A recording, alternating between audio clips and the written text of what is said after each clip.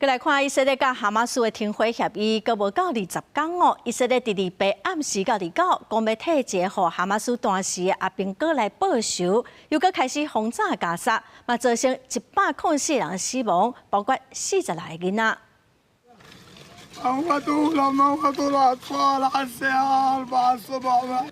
已经互炮火摧残甲激烈的加沙几啊路，有一寡巴勒斯坦人就来摸一寡用面部包的尸体，看出来是囡仔。 In a wave of Israeli airstrikes across the Gaza Strip are appalling.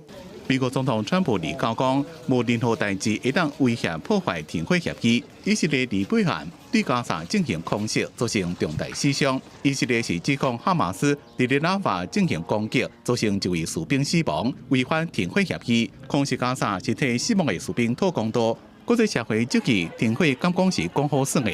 Early Wednesday, Israel announced a halt to the bombing. It said that the ceasefire was back on track.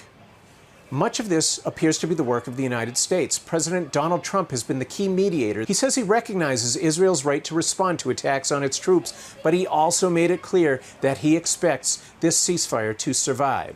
以色列军方29中昼讲，有接到政治领导层的指示，要恢复停火，不过也会随时准备对付对方的违规攻击。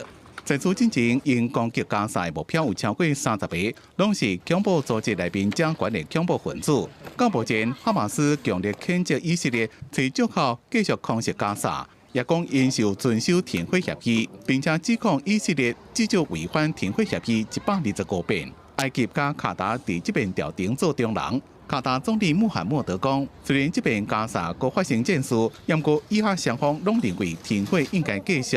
若是离北暗时这边的攻击搁一直发生，那呢停火就真正敢若是讲好算的命。公司新闻黄文玲编辑。